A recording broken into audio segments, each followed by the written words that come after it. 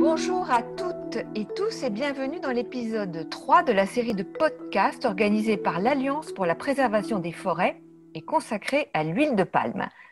Aujourd'hui, nous allons parler de l'impact de la culture de l'huile de palme sur la biodiversité. J'ai le plaisir de m'entretenir de ce sujet avec Marc Ancrenat. Bonjour Marc Ancrenat. Bonjour. Marc Ancrenat, quand on parle de perte de biodiversité liée à la culture des palmiers, on pense tout de suite aux orang-outans. Vous êtes vétérinaire de faune sauvage et fondateur avec la primatologue Isabelle Lachmann de l'ONG UTAN, spécialisée dans la protection des orang-outans sur l'île de Bornéo. Pour commencer, pouvez-vous nous donner des chiffres sur la baisse des effectifs de orang-outans et nous dire quelles sont les principales causes de leur déclin? Oui, donc bonjour. Les orang-outans, ce sont les seuls grands singes asiatiques. Les principales causes du déclin de l'espèce, il y en a deux essentielles. C'est la perte de l'habitat. Les orang-outans, ça veut dire hommes de la forêt. Ils ont besoin de la forêt pour survivre. À partir du moment où la forêt est convertie à d'autres exploitations, à d'autres utilisations agraires, les animaux perdent leur forêt et ils disparaissent. L'autre cause essentielle de leur déclin, c'est la chasse. Donc la chasse qui a plusieurs causes, plusieurs raisons d'être. Une étant les conflits entre hommes et animaux, l'autre étant le commerce des jeunes, des bébés, et le commerce de la viande aussi.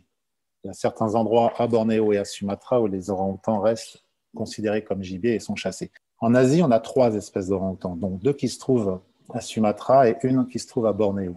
Les effectifs actuels restants, les scientifiques ne sont pas très précis sur les nombres parce que c'est très difficile de dénombrer combien d'orang-outans il reste sur des surfaces qui sont énormes à Bornéo ou à Sumatra. On estime qu'il en resterait un peu plus de 100 000. Mais ils déclinent vite et c'est pour ça qu'ils sont en danger critique d'extinction. On estime par exemple que sur Bornéo, au cours des 15-20 dernières années, on aurait perdu à peu près 100 000 orang-outans. Le déclin de l'orang-outan ne date pas d'hier, par contre. Et ça, c'est quelque chose qu'il faut aussi réaliser. Les orang-outans, on en trouvait jusqu'en Chine il y a encore quelques dizaines de milliers d'années. Et à partir du moment où l'homme, dans les temps historiques, est arrivé en Asie du Sud-Est, il a commencé à les chasser. Et en fait, on s'est rendu compte que la chasse était un facteur essentiel de disparition de l'espèce. Et donc le déclin que l'on voit aujourd'hui est un déclin qui avait commencé il y a bien plus longtemps que ces quelques dernières décennies.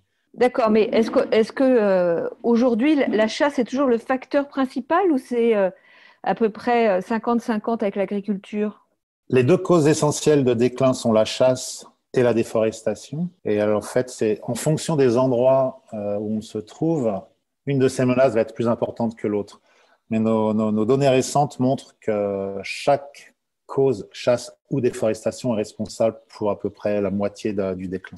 Sur Bornéo et Sumatra, la déforestation a principalement lieu pour le développement agricole. Donc, développement agricole dit huile de palme, mais dit aussi acacia, donc pour le papier, dit aussi caoutchouc. Une autre cause de déforestation importante est due à l'exploitation minière, à l'exploitation des ressources énergétiques. Actuellement, à Sumatra, une cause de disparition de l'habitat d'une des 3 espèces d'orang-outans qu'on trouve à Tapanuli-Ansis, c'est la construction d'un barrage hydroélectrique qui va détruire une partie essentielle de l'habitat de la dernière population de cette espèce qui a été découverte et décrite il y a seulement quelques années. Donc en fait, les causes de déforestation sont multiples. Elles peuvent être industrielles, donc c'est le cas de l'industrie du palmier à huile. Elles peuvent être aussi dues aux villageois, donc aux communautés locales qui défrichent la forêt pour planter du riz, pour planter du maïs, pour planter des palmiers. L'huile de palme reste un des acteurs principaux de déforestation.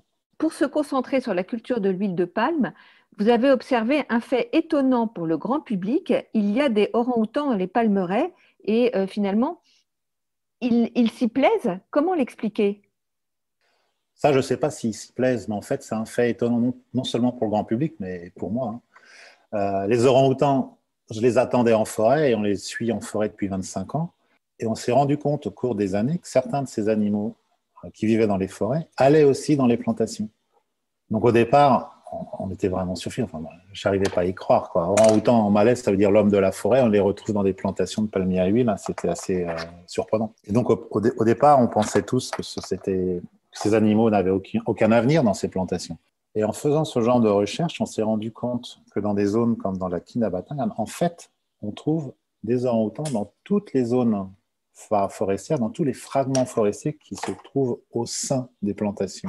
Donc, ça ne veut pas dire qu'on a autant d'orang-outans dans les plantations que dans les forêts. Non, ce n'est pas le cas du tout. Un orang-outan, il a besoin d'un régime varié pour survivre. Il mange plus de 500 espèces de plantes en forêt. Donc, il ne peut pas survivre dans une plantation s'il n'y a que des palmiers.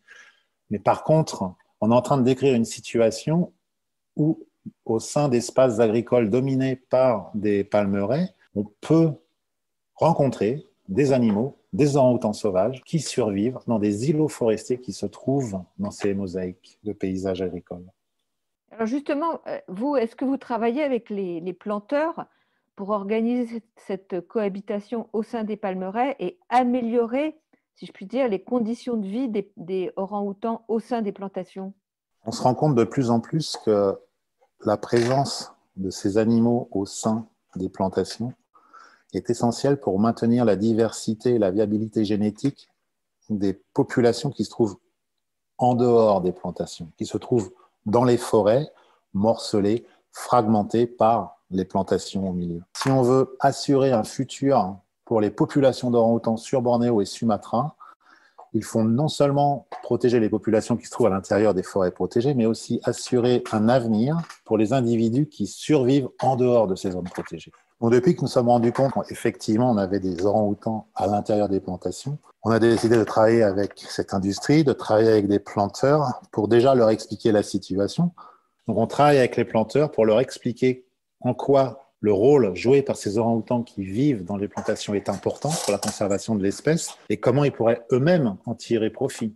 La solution est d'augmenter les surfaces boisées à l'intérieur des plantations, dans le cas où il n'y en a pas assez, ou de gérer les surfaces boisées qui existent déjà à l'intérieur des plantations pour être sûr qu'elles jouent leur rôle écosystémique adéquat. Ça veut dire, par exemple, le long des rivières, recréer ou créer ou maintenir des corridors forestiers, ce qu'on appelle les zones ripicoles.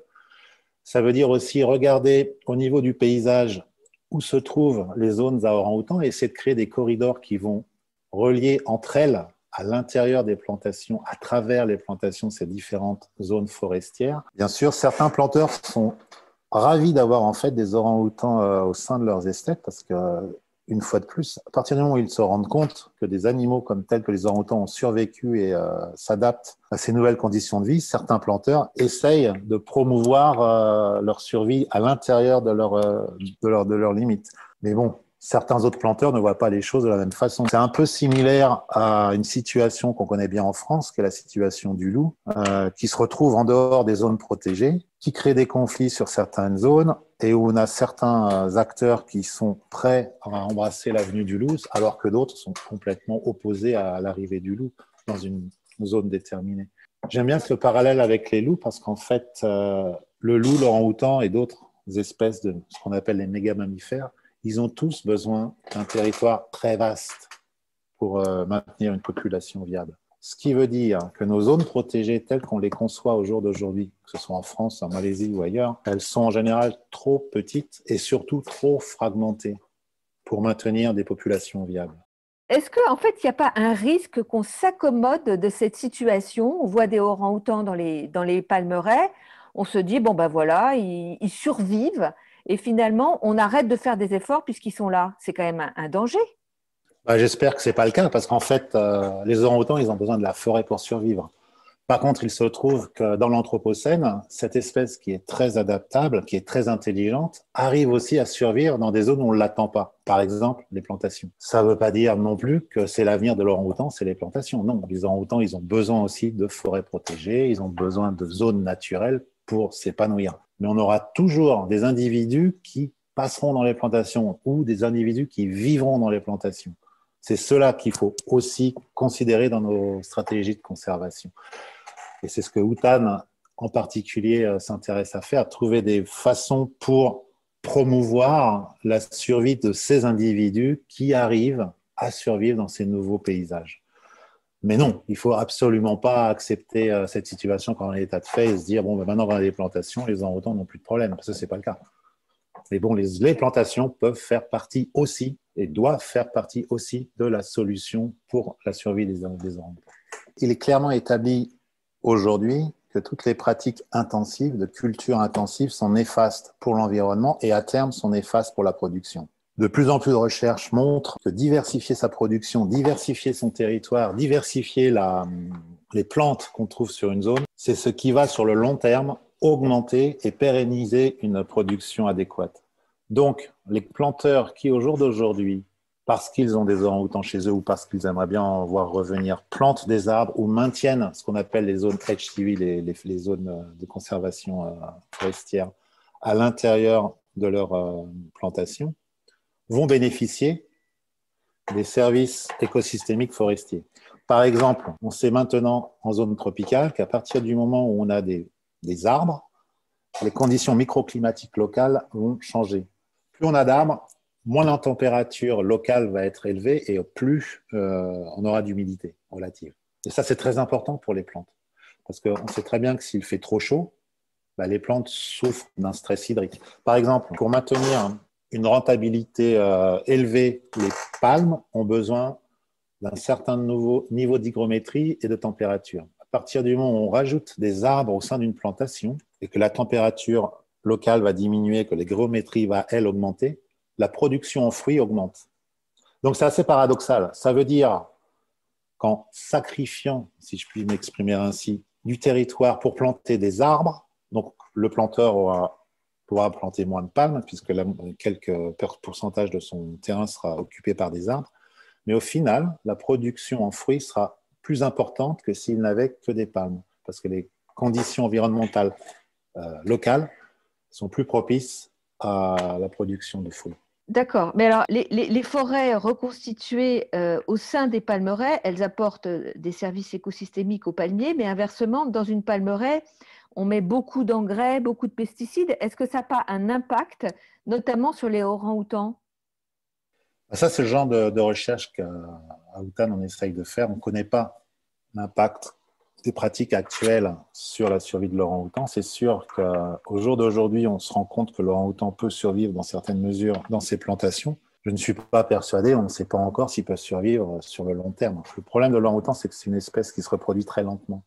Un bébé en général tous les 8 ans. Ce qui veut dire qu'avant de pouvoir documenter ce qui se passe au sein d'une population qui se serait établie sur une plantation, il va nous falloir plusieurs décennies.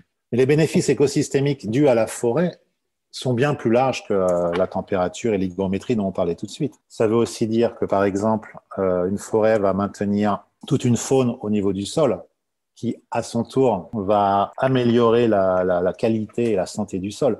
Une forêt va aussi se poser en tant que tampon entre les zones agricoles exploitées et traitées par les produits chimiques et les rivières, par exemple. Donc, ça veut dire qu'il va y avoir un rôle important pour la qualité des eaux. Les corridors forestiers vont être occupés par des prédateurs, comme des chats, par exemple, ou des serpents, qui, eux, peuvent limiter les populations de rats, qui sont un des nuisibles essentiels dans une plantation. Ce dont on se rend compte, c'est que recréer des zones forestières à l'intérieur d'une plantation intensive, c'est vraiment ce qu'il faut faire. Ça va bénéficier non seulement à la biodiversité, non seulement des espèces telles que l'orang-outan, mais ça va aussi bénéficier à terme aux producteurs, aux planteurs, parce qu'il aura des meilleurs rendements. Ok, mais c'est quand même un pari très risqué, puisque vous dites vous-même que vous êtes en train d'essayer de commencer à documenter les impacts des engrais et des pesticides chimiques sur les orang-outans. Si ça se trouve, voilà, peut-être que dans 10 ou 20 ans, on va s'apercevoir que, ok, ils survivent, mais en fait, ils ont des modifications génétiques, des cancers. Enfin, on connaît les impacts de tout ça sur l'homme. Sachant que l'orang-outan est l'homme des forêts, il n'y a pas de raison qu'il soit particulièrement protégé de ça. C'est un pari très risqué, comme vous le dites. Il se trouve quand même qu'on connaît des animaux qui ont survécu depuis une vingtaine d'années dans les plantations. Donc, ça veut dire qu'au moins sur le court terme, certains animaux peuvent survivre et se reproduire. L'alternative qui serait d'attraper les orang-outans et de les relâcher ailleurs ne marche pas, parce qu'en fait, très peu d'orang-outans survivent à la translocation. Donc, à mon avis, la seule façon d'avancer, c'est d'améliorer les pratiques, d'améliorer les habitats agricoles, afin de donner une meilleure chance pour que ces orang-outans qui s'adaptent puissent survivre sur le long terme. Mais améliorer les pratiques, est-ce que ça veut dire que vous allez voir les planteurs et vous leur demandez de mettre moins d'engrais et moins de pesticides? Oui, tout à fait. C'est une des approches que nous essayons de promouvoir. Une approche plus organique où on aurait moins d'intrants chimiques. Et ça marche?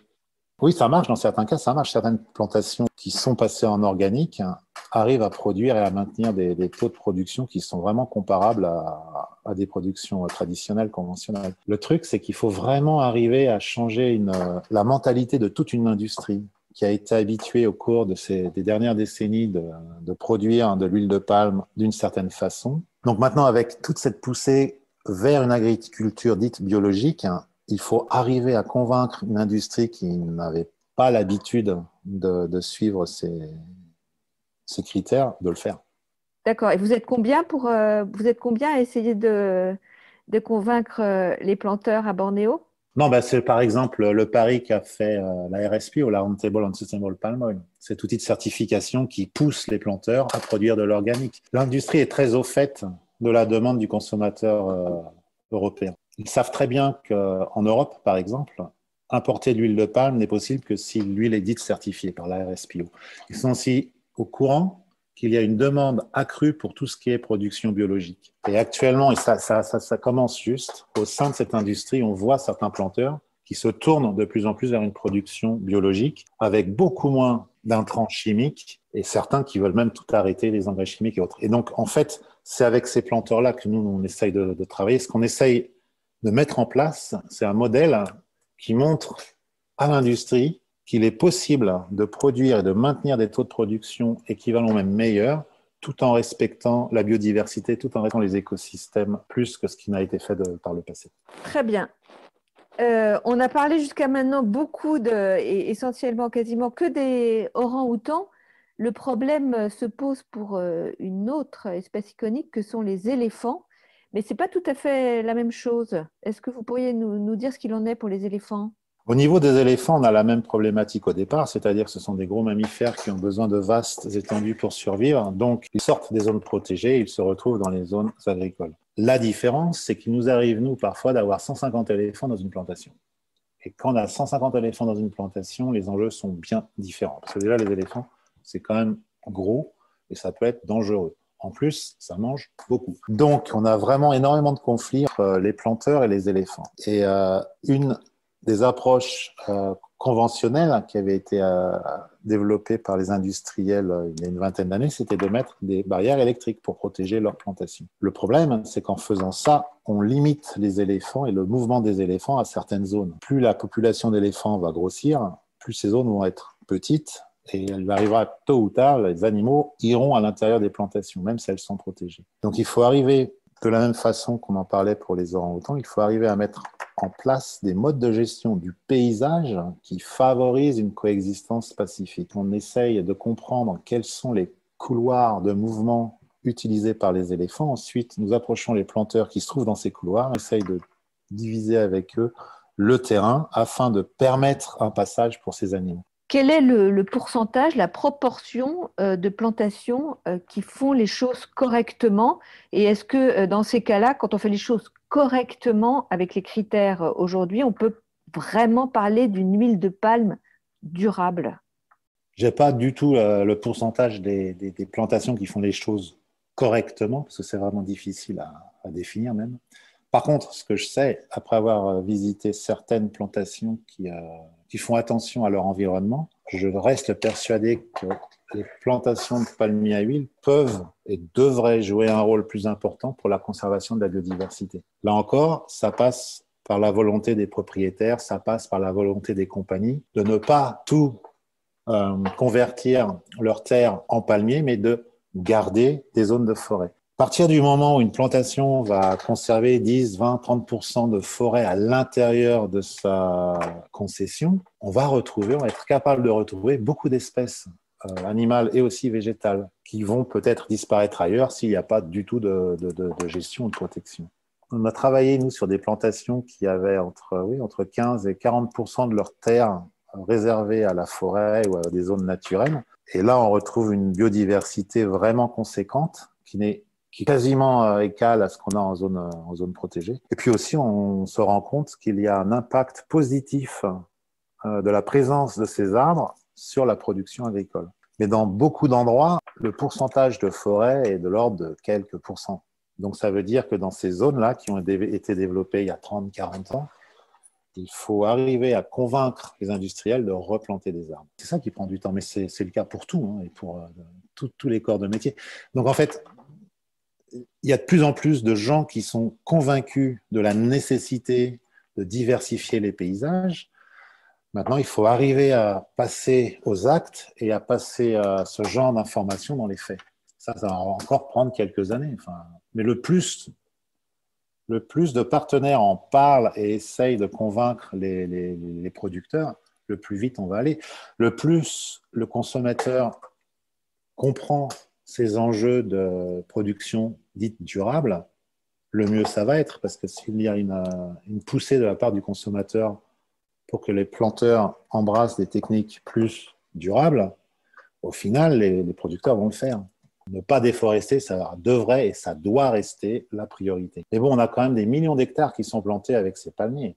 La façon facile et évidente d'augmenter la production, c'est de travailler sur la productivité des palmiers. Ce n'est pas forcément d'augmenter les zones allouées à la production de palmes, mais c'est d'augmenter la productivité des zones qui sont déjà converties, qui sont déjà exploitées pour la production d'huile de palme. Ça veut aussi dire que ça va arriver uniquement si effectivement le consommateur comprend la problématique globale, fait un forcing pour ne consommer que de l'huile dite durable, de l'huile certifiée. Même si ça, ce n'est pas la panacée, l'avantage de ce comportement, c'est que ça envoie un message très fort aux industriels qui, à leur tour, vont s'améliorer. Est-ce que finalement, pour qu'on puisse dire qu'une huile de palme est durable, il ne faudrait pas intégrer le critère d'un certain pourcentage de zones préservées dans une palmeraie?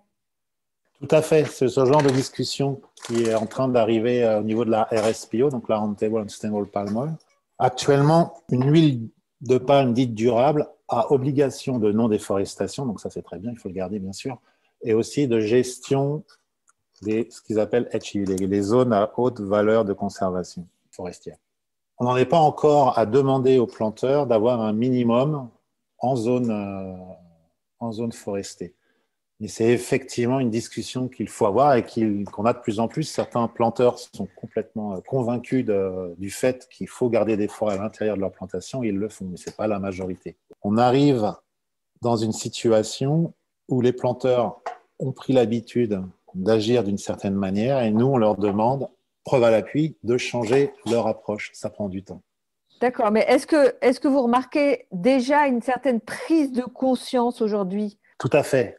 Je le vois, sur une dizaine d'années, on a de plus en plus de producteurs, de plus en plus de planteurs qui sont intéressés par ces nouvelles approches et qui essayent en fait de les mettre en application. C'est une question de temps en fait. Il faut arriver à changer l'industrie, les choses se passent et les planteurs se rendent compte que c'est quelque chose que les consommateurs, surtout à l'Ouest, demandent.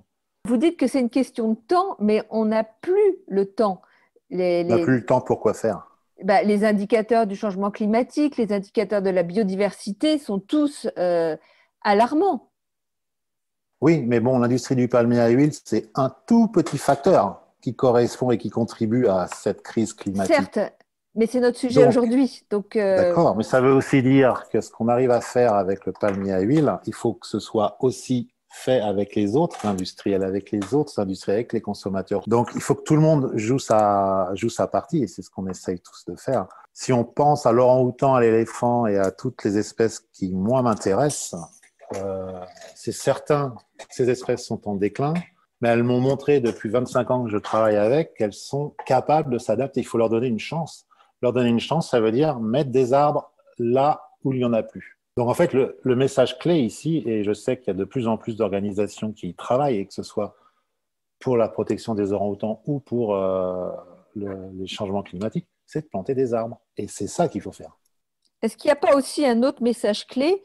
C'est de réduire ou en tout cas de ne pas augmenter la consommation d'huile de palme autre qu'alimentaire, puisque là, on voit que avec tout ce qui est agrocarburant, il y a quand même un risque énorme que l'huile de palme soit utilisée pour des usages non alimentaires qui pourraient faire une nouvelle fois exploser sa production. Tout à fait d'accord avec vous. L'utilisation des agrocarburants, en particulier l'huile de palme ou autres productions agricoles, c'est un gros problème pour la biodiversité. C'est une menace réelle. Donc, utiliser l'huile de palme dite durable ou certifiée pour des fins alimentaires, je pense que c'est absolument nécessaire. L'utiliser pour mettre dans nos voitures, je pense que là, on peut avoir une approche complètement différente et une vision complètement différente des choses. Au cours des dernières années, je me suis rendu compte quand même qu'il y a de plus en plus de débats, de discussions et d'efforts faits pour la durabilité de l'huile de palme. La prise de conscience sur la biodiversité et les besoins de la préserver et de la gérer mieux est en train d'augmenter. Il y a des nouveaux acteurs qui se mettent en place. L'Alliance française pour la préservation des forêts, par exemple, qui fédère des entreprises acheteuses et utilisatrices d'huile de palme en France ou en Europe, amène une nouvelle voie dans la discussion. Si les acheteurs européens, occidentaux, font pression sur l'industrie parce qu'elle demande d'acheter uniquement de l'huile de palme qui est issue de non-déforestation, qui est issue de pratiques durables, qui est issue de zones où la biodiversité est gérée correctement, les producteurs vont répondre. Ils vont répondre très très fort à cet appel. À partir du moment où les marchés se créent, les producteurs vont faire en sorte de répondre aux critères établis par les marchés. Et c'est là, je pense, où le consommateur ou les entreprises qui achètent l'huile de palme ont un rôle essentiel à jouer. Merci Marc Ancrenat pour cet entretien. Je vous dis au revoir et je donne rendez-vous à tout le monde pour le prochain numéro de cette série qui sera consacré aux impacts sociaux de l'huile de palme.